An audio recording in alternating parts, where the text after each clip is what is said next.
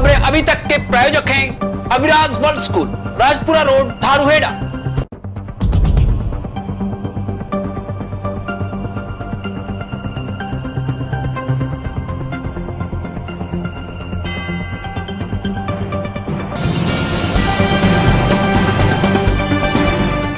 नमस्कार, मैं अश्विनी जोशी, वीटीवी में आपका स्वागत है। खबरों का सिलसिला शुरू करने से पहले आइए नजर डालते हैं सुर्खियों पर। आखिर 45 साल बाद मिलेगी पिता की चिता को मुखाग्नि। 1968 में हवाई दुर्घटना में हुई थी सैनिक की मौत। ग्लेशियर पिघलने पर निकला सैनिक का शव। हरियाणा सरकार ने शुरू की युवा चिंतक योजना, युवाओं को प्रशासनिक सेवा की ओर प्रेरित करने का महत्वपूर्ण कदम। क्षेत्र की औद्योगिक इकाइयों के प्रबंधकों ने रखा प्रशिक्षण कार्यक्रम। माईसेल्फ नामक कार्यक्रम में अनेक कंपनियों के एचआर थे मौजूद।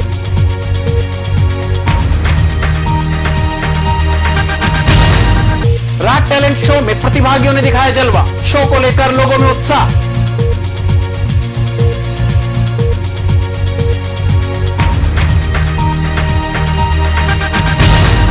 कायसा गांव में राव सज्जन सिंह मेमोरियल ट्रस्ट के प्रमुख डॉक्टर विक्रमजीत सिंह ने सुनी शहीद परिवार की समस्या।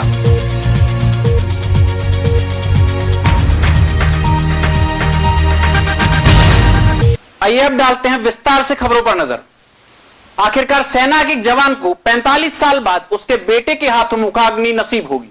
इतना लंबा वक्त गुजरने के बाद शायद उस बेटे ने भी सोचा नहीं होगा कि अब वह अपने पिता का अंतिम संस्कार भी कर सकेगा। रेवाड़ी के एक गांव मीरपुर निवासी रामचंद्र यादव ने कभी सपने में भी नहीं सोचा था कि सैनिक पिता की हवाई हादसे में हुई मौत के 45 साल बाद वह चिता सजाकर उनको मुखाग्नि देने का पुत्र सुख हासिल कर पाएगा। लेकिन ऐसा होने जा रहा है। वह अपने पूर्व सैनिक पिता जगमाल यादव के शव का विधिवत अंतिम संस्कार करेगा। बेटे को पिता का शव मिलने का कोई दुख नहीं है, बल्कि शव को अग्नि देने में उसे जो सुख मिलेगा उसका वर्णन नहीं किया जा सकता।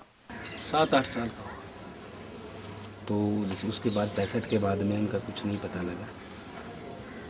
नहीं साहब, वो ऐसा था कि 15 दिन के बाद पता लगा कि जहाज एयर क्रॉस हो गया। उसके बाद फिर कोई समाचार नहीं था। फिर जैसे मतलब वो पेंशन मिलने लगती थी। मेरे को बड़ी खुशी हो रही है जो कि मैं अपने पिताजी के दर्शन कर सकता हूँ। लेकिन डेड बॉडी नहीं मिल पाई। डेड बॉडी नहीं मिली थी, लेकिन 15 दिन पीछे लेटर आ गया था कि ऐसे ऐसे एयर क्रॉस हो गया है और आपके फादर भी गए। तो बहुत खुशी महसूस हो रही है और गांव वालों को भी पूरी खुशी है और पूरे परिवार को खुशी है। पिता का शव कैसे और किन हालातों में मिला, इसका जवाब भी उस बेटे ने भावुक होकर दिया। बेटे के मन में यह मलाल अवश्य था कि वह पिता का अंतिम संस्कार भी नहीं कर पाया, लेकिन अब उसकी तमन्ना पूरी होने जा रही है। एक बेटा आखिरकार 45 साल बाद अपने पिता को मुखाग्नि देगा। भाई को खोने का दुख तो था ही, और उससे कहीं ज्यादा दुख यह था कि अपने बड़े भाई की अर्थी को कांधा तक नहीं दे पाया। बहुत दिनों बाद हमारे पास हमारा भाई का वो हो रहा है और गम भी है क्योंकि कितने वो हो रहा है। जब वो यहाँ से छोटी काट करके गए थे हवाई जहाज के अंदर, तो उसके अंदर वो हवाई जहाज गुम हो गई। तो उस टाइम हमारे पास खबर लगी थी वो डेथ हो। सैनिक जगमाल सिंह 1948 में बॉयज कंपनी में भर्ती हुए थे। जब वो भर्ती हुए तो मात्र 15 साल के थे। 2 साल बॉयज कंपनी में रहने के बाद वो ईएमई में चले गए। 1968 में लेह जाते समय उनका विमान दुर्घटनाग्रस्त हो गया था।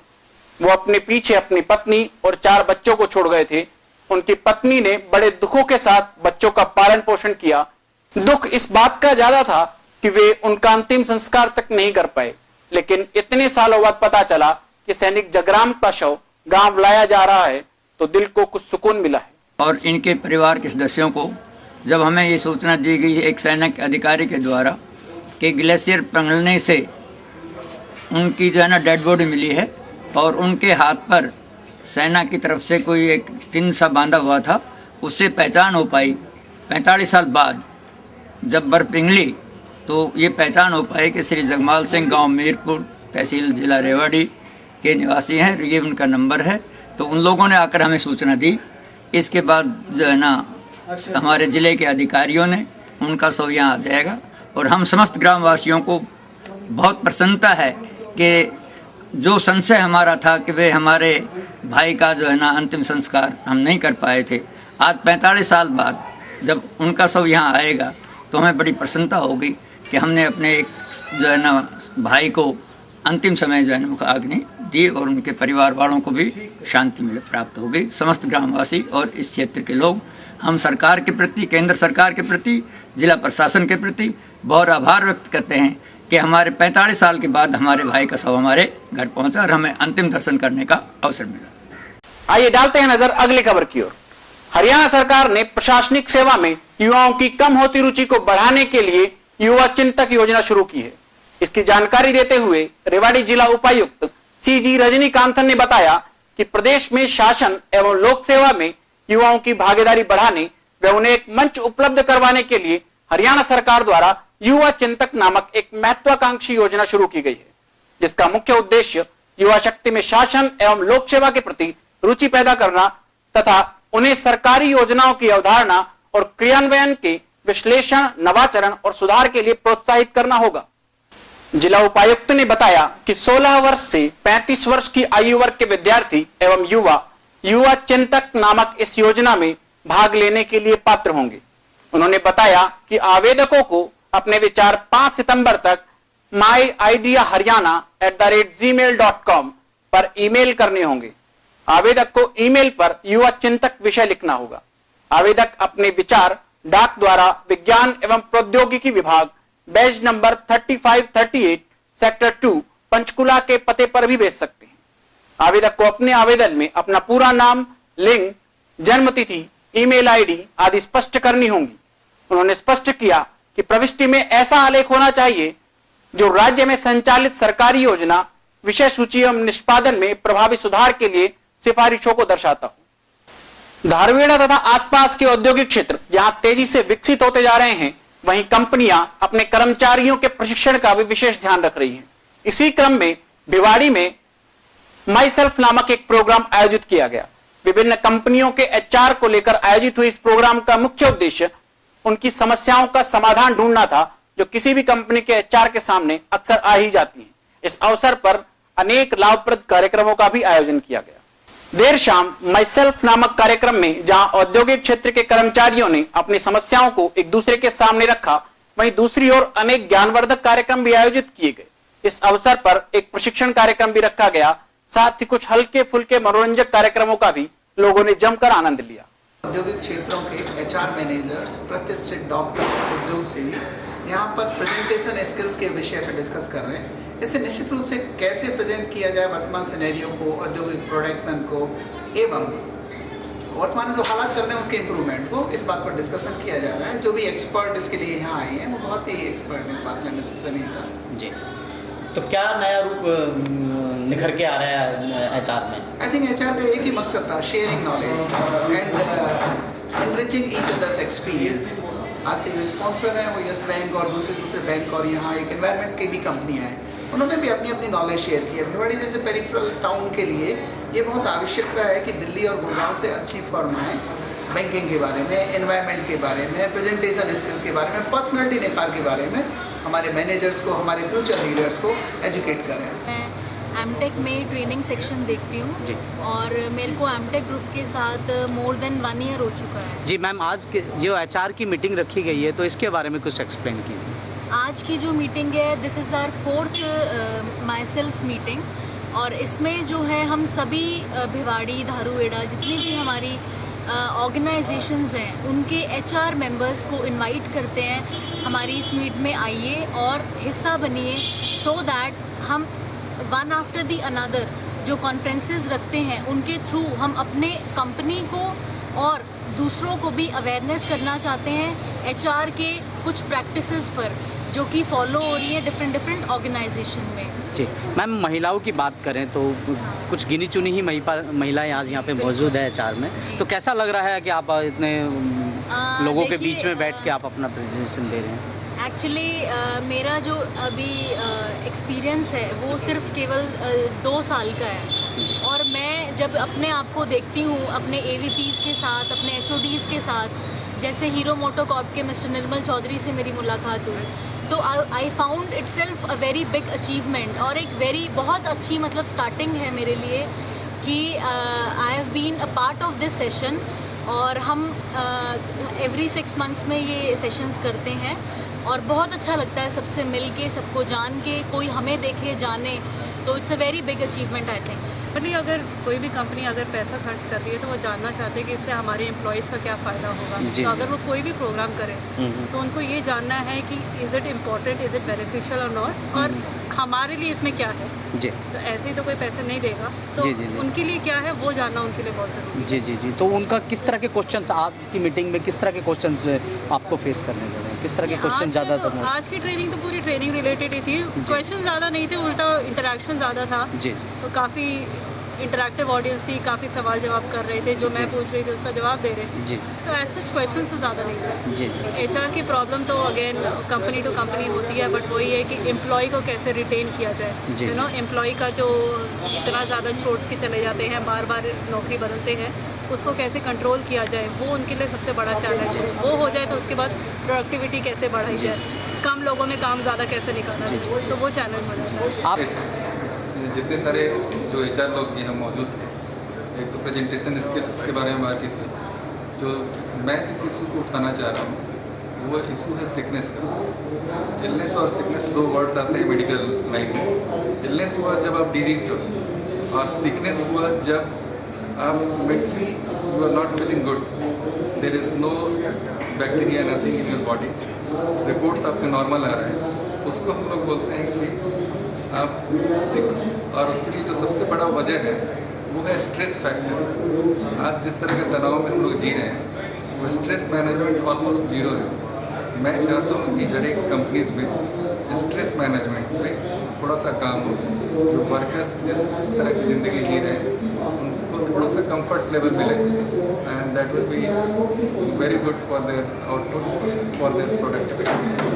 तो आज किस तरह के टॉपिक पे चर्चा हुई है आज यहाँ पे के एक तो मैम अनिता ने प्रेजेंट किया प्रेजेंटेशन स्किल्स पे, वो बहुत अच्छा था। और इनफैक्ट उसमें बहुत सारे जो फोबियाज़ के बारे में उन्होंने डिस्कस किया, वो भी बहुत अच्छा लगा। इनफैक्ट हम लोग मेडिकल एंगल से भी फील करते हैं कि फोबिया जो है वो उसको जो ट्रीट करने का जो तरीका है उसमें कई बार लोग ओवर फ्लडिंग करते हैं, जिस चीज़ से डर लगता हो जितना नज़दीक हम लोग जाएंगे that can help us getting out from the phobia. My self एक अब्रीविएशन है जिसका मीनिंग है me and you self emerging leaders form. इसका हिंदी में अर्थ ये हो सकता है कि मैं और आप सब मिल के एक संगठन बनाएं और आपस में एक दूसरे को उभारें, अपने आपस में एक दूसरे को ज्ञान बांटें और खुद आपस में प्रोग्रेस करें, स्वयं प्रोग्रेस करें। जी। आज आपने चार्ज की एक मीटिंग ली, गेट टुगेदर रखा, तो सर क्या कहेंगे इस पर, क्या क्या मोटिव था इसका? HR फ्रेटर्निटी ने, HR के लोगों ने विभिन्न कंपनियों से मिलकर इस संगठन का निर्माण किया, जिसका नाम हमने माईसेल्फ रखा। और इसमें मेन ऑब्जेक्टिव होता है कि हम नॉलेज शेयरिंग प्रोग्राम करें। एक इंडस्ट्री के अंदर क्या अच्छा हो रहा है उस ज्ञान को हम दूसरी इंडस्ट्री में बांटें, उसी दूसरी इंडस्ट्री में जो अच्छा हो रहा है हम अपने तीसरे भाई से बांटें और आपस में मिलजुल कर एक ज्ञान को बांटकर आगे बढ़ें।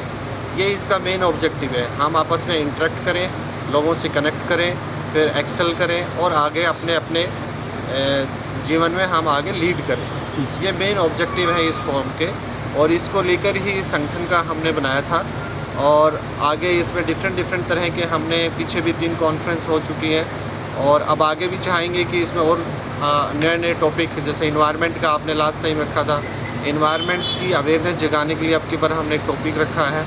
इन्वायरमेंट सॉल्यूशन प्रोवाइडर एक एक्टिविटी पार्टनर है हमारा, जो इन्वायरमेंट के बारे में बता रहा है। तो इस तरह से विभिन्न टॉपिक पे हम चाहेंगे इसमें ट्रेनिंग होती रहे। जी। तो आज किस तरह की स्पेशली ट्रेनिंग का मोटिव रखा गया? आज की ट्रेनिंग में हमारा स्पेशल टॉपिक था प्रेजेंटेशन स्किल। हम अपनी टॉपिक को कैसे प्रेजेंट करें डे टू डे लाइफ में। अपने बिजनेस प्रेजेंटेशन हो सकती है, हमारी बॉस के साथ प्रेजेंटेशन हो सकती है, हमारी फैमिली में प्रेजेंटेशन होती है। प्रेजेंटेशन एक माध्यम है जिससे हम अपने विचारों को, हमारे काम को हम दूसरे को बता सकते हैं उसमें हम किस तरह से हमें प्रेजेंटेशन करना चाहिए, हमारी बॉडी लैंग्वेज क्या होनी चाहिए, हमारे कंटेंट्स क्या होने चाहिए, हमारे ग्राफिक्स वगैरह, पिक्चर्स वगैरह का हम किस तरह से यूज़ कर सकते हैं। इस तरह से हमने आज एक मिस अनीता शिखर जो कि रिनाउंड ट्रेनर है उसको बुलाया था और इस टॉपिक पे काफ़ी ज्ञान लोगों को मिला है। आगे भी हम चाहेंगे इस टॉपिक के अलावा और डिफरेंट टॉपिक्स पे जो भी इंडस्ट्रीज़ की डिमांड होती है उन पे हम ट्रेनिंग ऑर्गेनाइज करें। खबरों का सिलसिला यूं ही जारी रहेगा। अभी वक्त है एक छोटे से ब्रेक का। As children, we've always considered becoming many things in life. Will I be a doctor and save lives? Will I be a pilot and fly up so high? Will I be a rock star and sing and dance? Will I be a teacher and teach everyone? There are so many things I want to be. Aviraj World School lets you be who you want to be. We provide your child with world-class facilities to induce seamless learning. A message from the chairperson and founder, Honorable Srimati Nirmal Yadav. I take this opportunity to welcome you and your child to become a part of this budding legacy. Registration and admission now open. Please contact 01274 244 143 94675 75572. Break के बाद एक बार फिर आपका स्वागत है और अब खबर बहरोड से। बहरोड में पहली बार आयोजित होने जा रहे रात टैलेंट शो के ऑडिशन में भारी भीड़ नजर आ रही है। ऑडिशन के दूसरे चरण में प्रतिभागियों ने अपनी प्रतिभा का प्रदर्शन किया। इस अवसर पर अनेक युवाओं ने अपने हुनर का जलवा भी बिखेरा। बहरोड में रात टैलेंट शो को लेकर क्षेत्र के युवाओं में जबरदस्त उत्साह है। शहर तथा आसपास के क्षेत्र के युवा ऑडिशन में बढ़ चढ़कर भाग ले रहे हैं और अपनी प्रतिभा का प्रदर्शन कर रहे हैं। क्षेत्र में हो रही पहली बार इस तरह की सांस्कृतिक गतिविधि में हर तरह के हुनर को प्रदर्शित करने के लिए प्रतिभागियों में काफी उत्साह नजर आ रहा है। बच्चों के टैलेंट को पहचाना जाएगा इस शो में। इस टैलेंट शो में आप क्या करने वाले हैं? आपकी कौन सी एक्टिविटीज देखने को मिलेगी? मैं तो डांस की देखने को मिलेगी। कंपटीशन है, हमने काफ़ी अच्छी तैयारी की थी, इसलिए देखते हैं आगे क्या हो पाता है सिलेक्शन या नॉट। पहले देखा जाएगा सिलेक्शन सेकंड राउंड में होगा, फिर सेकंड के बाद फाइनल होएगा अगर सेलेक्ट हुए तो। ये एक बहुत अच्छा कंपटीशन है जिसके अंदर कोई भी बच्चा अपने किसी भी तरह का टैलेंट दिखा सकता है, चाहे वो डांस टैलेंट हो, सिंगिंग टैलेंट हो, पोएट्री राइटिंग हो और कुछ भी हो, other fashion show and skit कुछ भी दिखा सकते हैं। बट मैं यहाँ पे डांस दिखाने आई हूँ और मैंने फर्स्ट राउंड क्लियर कर लिया है। ये मेरा सेकंड राउंड है और मेरा इसके बाद नंबर आने वाला है। मैं सेकंड राउंड क्लियर करने के लिए तैयार। बढ़ते हैं बहरोड की ओर। एक तरफ जहां केंद्र सरकार और राज्य सरकारें शहीदों के सम्मान की बात करती हैं, वहीं बहरोड में एक शहीद का परिवार सम्मान के लिए राज्य सरकार के सामने गुहारी लगा रहा है। ग्राम कायसा में शहीद परिवार को सरकार की ओर से सम्मान नहीं देने पर एक आम सभा आयोजित की गई, जिसमें राव सज्जन सिंह मेमोरियल ट्रस्ट के प्रमुख डॉक्टर विक्रमजीत सिंह यादव उपस्थित थे। उन्होंने शहीद परिवार की समस्याएं सुनी और सरकार तक आवाज पहुंचाने का भी आश्वासन दिया। ग्राम कायसा में आम सभा को संबोधित करते हुए राव सज्जन सिंह मेमोरियल ट्रस्ट के प्रमुख डॉक्टर विक्रमजीत सिंह यादव ने शहीद परिवार की समस्याओं को सुना। शहीद के परिवार के मुताबिक शहीद अशोक कुमार के परिवार को आज तक शहीद का सम्मान नहीं मिला है। सरकार शहीदों की कद्र तक करना भूल गई है। शहीद का परिवार इस बात से पूरी तरह आहत है।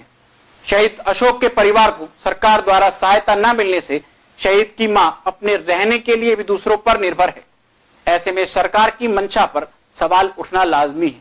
डॉक्टर विक्रमजीत सिंह ने कहा कि शहीद परिवार के सम्मान की रक्षा की जाएगी। डॉक्टर विक्रमजीत सिंह ने कहा कि शहीद परिवार को पूरा सम्मान दिलाया जाएगा और सरकार से सहयोग भी दिलवाया जाएगा। देखिए, आज का जो प्रोग्राम था वो सिर्फ इसलिए आज का आयोजन जो किया आज इन कायसा गांव के अंदर, उसका एक कारण तो ये था कि 3 तारीख को जो हमने शहीद सम्मान समारोह किया था, वो जब मैं उसके लिए निमंत्रण देने आया था तो भाई शहीद अशोक कुमार जी का एक यहाँ पे मैटर सामने आया था कि किस प्रकार से वो शहीद हुए और बाद में कोई सरकारी राजतंत्र के कारण उसका वो मान सम्मान नहीं मिल पाया।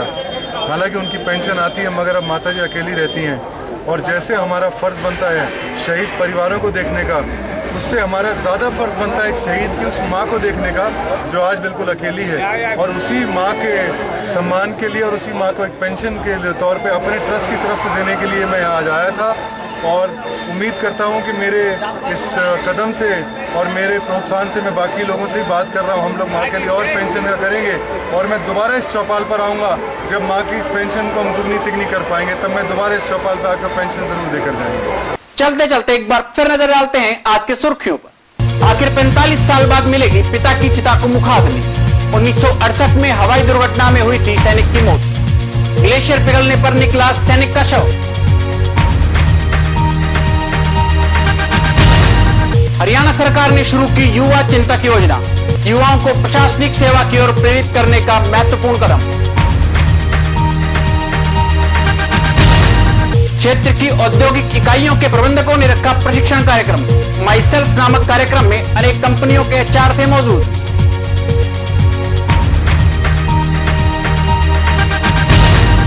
राग टैलेंट शो में प्रतिभागियों ने दिखाया जलवा। शो को लेकर लोगों में उत्साह।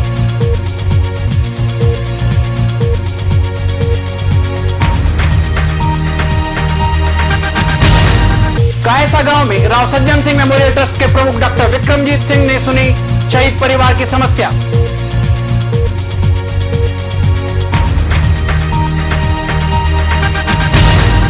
आज समाचारों में इतना ही। मेरे साथ वीटीवी की पूरी टीम को दीजिए इजाजत। जय हिंद।